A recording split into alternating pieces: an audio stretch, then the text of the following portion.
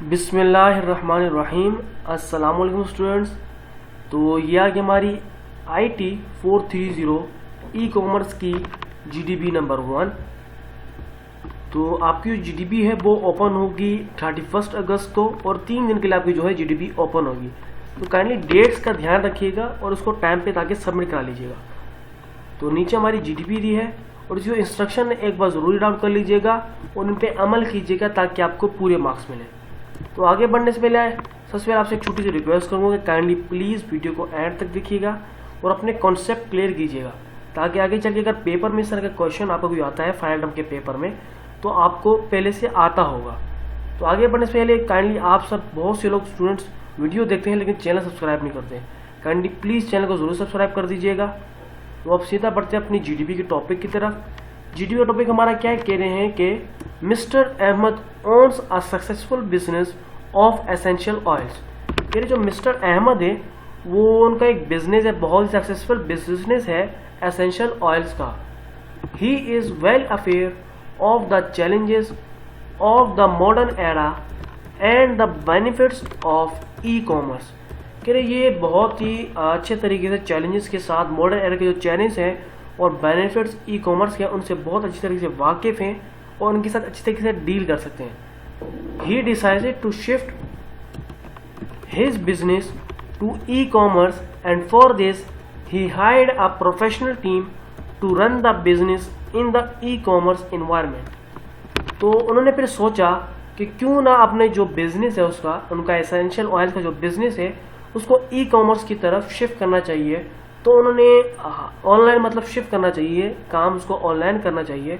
तो उन्होंने फिर एक हायर किया, प्रोफेशनल टीम को हायर किया जो उनके बिजनेस को रन करे ई कॉमर्स मतलब ऑनलाइन इन्वायरमेंट के अंदर। But the sales goes down as compare to the traditional business because customer did not feel comfortable purchasing these items without feeling their aroma. लेकिन जो सेल्स थी वो बहुत ही कम हो गई क्योंकि कस्टमर को बिल्कुल पसंद नहीं आया कि ये जो उनका ऑनलाइन का सिस्टम था वो उनको बिल्कुल पसंद नहीं आया और वो कंफर्टेबल नहीं थे परचेज करने में, क्योंकि वो जो रियलपन होता है, जो अगर आप अपने हाथ से कोई चीज़ बाय करते हैं वो फील नहीं कर पा रहे थे रियलिटी उसको। इन योर ओपिनियन, नीचे आप सवाल पूछ रहे हैं, in your opinion what is the root cause behind the sales decrease of mister Ahmed e commerce business. तो कह रहे आप अपना राय बताइए, ऐसी क्या खास वजह है इसके पीछे कि मिस्टर अहमद की जो ई कॉमर्स का बिजनेस है वो डिक्रीज हो गया, उसका सेल्स डिक्रीज हो गई, वो डाउन हो गया। Justify your answer with solid reasons. कह रहे अपना जवाब दीजिए कुछ सॉलिड रीजन के साथ। सिंपली चलते अपने सॉल्यूशन की तरफ। यहाँ मैं टाइप करता हूँ अपना सॉल्यूशन, इसको कर लेते हैं बोल्ड। अच्छा, उनका जो अब मैं दोबारा से एक बार एक्सप्लेन कर देता हूँ कि हमसे पूछा क्या है। कह रहे हैं कि मिस्टर अहमद है वो एक बहुत ही सक्सेसफुल बिजनेसमैन थे, तो वो मॉडर्न एरा में आना चाहते थे। तो उन्होंने अपना एक प्रोफेशनल टीम को हायर करके अपने बिजनेस को ऑनलाइन कर दिया। मैं वो सिंपल वर्डिंग में बताता हूँ, उन्होंने ऑनलाइन कर दिया। तो ऑनलाइन में जैसे ही उन्होंने अपने बिजनेस को ऑनलाइन में शिफ्ट किया तो उनकी जो सेल्स थी वो डिक्रीज होने लगी, मतलब उनकी जो चीज़ें जो बिकती थी वो कम हो गई पहले के मुकाबले में। तो क्योंकि पीपल जो थे, जो लोग थे, वो ऑनलाइन पे इतना यानी कि कंफर्टेबल फील नहीं कर पा रहे थे, एतमाद नहीं कर पा रहे थे, जो वो लोग वहाँ खुद पहुँच के जब चीज़ें हाथ में देख के महसूस करके क्वालिटी वगैरह मैन देख के बाय करते थे उसके मुकाबले में। इस वजह से उनकी जो है सेल्स इतनी नहीं हो पा रही थी। अब हमने मेन रीज़न देना कि उनकी सेल्स क्यों रुकी, हमें उसके मेन रीज़न बताना है। तो सिंपली अब यहाँ पर हम मेंशन करते हैं। तो according to the above scenario, ऊपर जो सिनेरियो दिया उसके मुताबिक, इन माय ओपिनियन, मैं अपनी राय, मेरी राय के मुताबिक, the root cause behind the sales decreases of mister Ahmad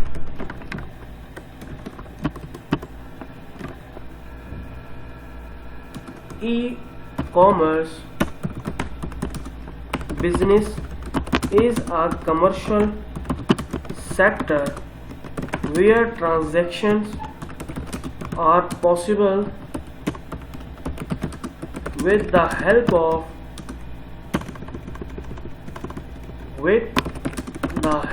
of internet connection।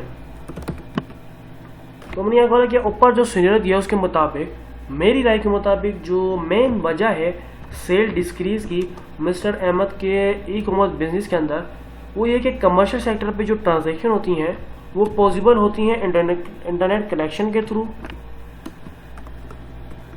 In e commerce business our customer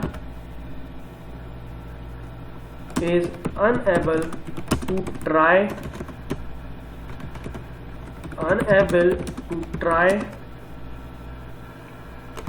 and test the product for his own satisfaction। अच्छा, अब ई कॉमर्स बिजनेस में ये होता है कि बंदा जो है चीज़ को फील नहीं कर सकता है, ना ही टेस्ट कर सकता है, ना उसकी क्वालिटी को चेक कर सकता है। जब तक वो सेटिस्फाई नहीं होता तो बाय कर सकता है। ई कॉमर्स ऑनलाइन चीज़ों में ये नहीं होता, इस वजह से एक ये रीज़न ये भी हो सकता है। आगे हमने मेंशन किया है people miss the tangible feeling and there is always tangible and there is always the fear that the product will not meet the standard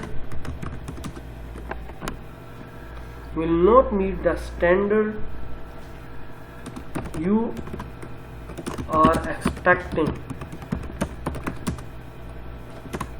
क्योंकि पीपल कहते हैं वो जो फील उनका ख़त्म हो जाएगा कि वो रियल जो लाइफ में अपनी हाथों से जो बाय करते थे, चीज़ को पहले फील करते थे, उसको टेस्ट करते थे, उसको बाकायदा सेटिस्फेक्शन होने तक पूरी वेरीफाई करते थे, लेकिन अब वो चीज़ ख़त्म हो गई थी ऑनलाइन सिस्टम के अंदर।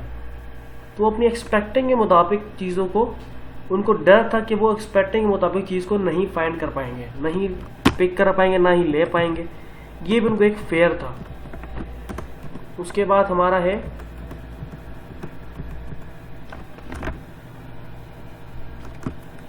People have to rely on electronic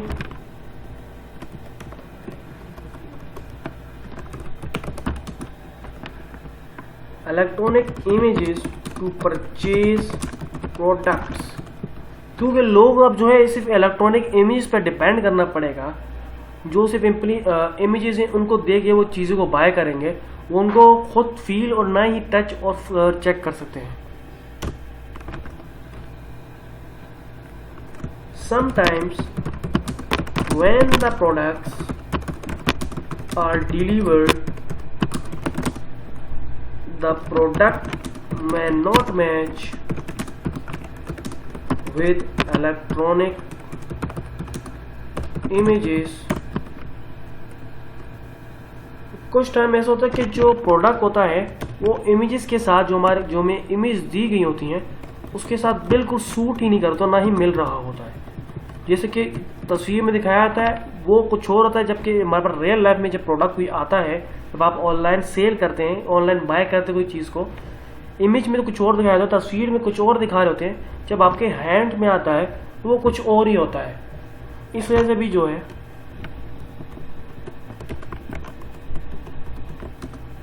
उसके बाद आगे हमने यहाँ मेंशन किया है images. Finally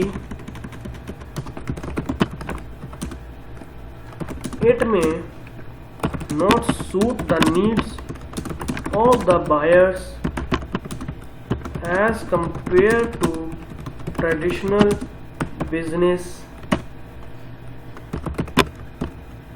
Customers can test the product before purchase and it helps a person feel better about the environment they are in. In traditional business, people without internet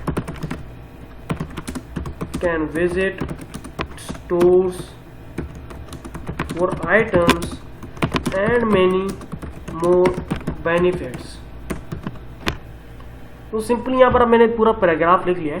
तो यहाँ पर बोला ये गया कि जो नीड्स होती है, बायर्स की जो नीड्स होती हैं वो बिल्कुल भी सूट नहीं कर पा रही थी, जबकि वो जब फिजिकली तौर पे जब विजिट करते थे स्टोर, वहाँ प्रोडक्ट को चेक करते थे, फील करते थे, उसकी सेटिस्फाई अपने आप को पूरा करते थे, पूरा चेकिंग के बाद उस प्रोडक्ट को खरीदते थे।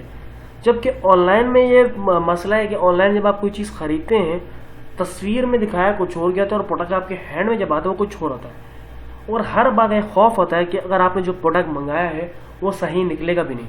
दूसरा है कि आपको उसके लिए इंटरनेट पे इलेक्ट्रॉनिक अपनी डिवाइस पर डिपेंड करना पड़ता है, इंटरनेट कनेक्शन कभी कभार हो या ना हो। जबकि अगर आप खुद विजिट करेंगे तो उसमें आपको ये होता है कि आप खुद विजिट करेंगे, चीज़ को सेटिस्फाई करेंगे, बाकायदा पूरा रिलाई करेंगे, उसको चेक करेंगे, तब आप बाय करेंगे। जबकि ऑनलाइन में ऐसा कोई सिस्टम नहीं है, इस वजह से उनका जो बिजनेस था ऑनलाइन में जैसे आया तो उस वजह से उनका बिजनेस जो है वो डाउन हो गया। ये हमने मेन रीजन सारे यहाँ पर मेंशन कर दिए हैं। आप काइंडली चाहे तो थोड़ी अपनी वर्डिंग में लिखिएगा, इसको एज इट इज कॉपी ना कीजिएगा ताकि आपको पूरे मार्क्स मिले। सिंपली मैंने आपको समझा दिया है, रीज़न हमने यही दिया है कि कस्टमर जो है सेटिस्फाई नहीं थे कि वो ऑनलाइन क्यों कहते हैं ऑनलाइन जब वो चीज़ें बाय कर रहे थे वो बिल्कुल चेक नहीं करते थे, उनको फील नहीं कर पा रहे थे। जबकि आप खुद जब बाय करने जाते हैं उस चीज़ को बाकायदा चेक करते हैं, पूरा फाइंड करते हैं, पूरा चेक का प्रूफ ले, यानी कि मतलब पूरी चेकिंग के बाद उसके सेटिस्फाई होने के बाद उसको बाय करते हैं। जबकि ऑनलाइन में ऐसा कुछ भी नहीं है। दूसरा है कि आपको इंटरनेट पे डिपेंड करना पड़ता है। तीसरा है कि अगर आप कई बार इमेजेस में कुछ और दिखाया होता है और आपके पास जब प्रोडक्ट आता है वो कुछ और आता है। और चौथा पॉइंट ये कि जब आप ऑनलाइन जब कोई भी और चीज़ ऑर्डर करते हैं, कई बार तो कोई फ्रॉड भी हो जाता है या सही से चीज़ पहुंच नहीं पाती, या डिफ़ॉल्ट में आ जाती है, फॉल्ट में आ जाती है, कोई ना कोई फॉल्ट उसके अंदर निकल आता है। ये इस चीज़ का ही बड़ा फेयर होता है, डर होता है। तो ये मेन रीज़न है जिससे जो है मिस्टर अहमद का जो ऑनलाइन बिजनेस था वो पहले के मुकाबले में जो सिंपल बिजनेस था उसके मुकाबले में नहीं चल पाया। तो उम्मीद करता हूँ यहाँ तक आपके कॉन्सेप्ट क्लियर हो गए, आपको समझ आ होगी किस तरीके से आपने अपनी असाइनमेंट को करना है, किस तरीके से आपने जीडीपी को करना है। उम्मीद करता हूँ आपकी इस वीडियो से हेल्प हुई होगी। इस वीडियो को ताकि अपने दोस्तों से भी शेयर कीजिएगा ताकि उनकी हेल्प हो जाए, और प्लीज़ प्लीज़ प्लीज़ चैनल को जरूर सब्सक्राइब कर दीजिएगा। आप में से बहुत से स्टूडेंट वीडियो तो देखते हैं लेकिन चैनल को बिल्कुल भी सब्सक्राइब नहीं करते। आपसे रिक्वेस्ट है प्लीज़ सब्सक्राइब कर दीजिएगा, प्लीज़ सब्सक्राइब द चैनल।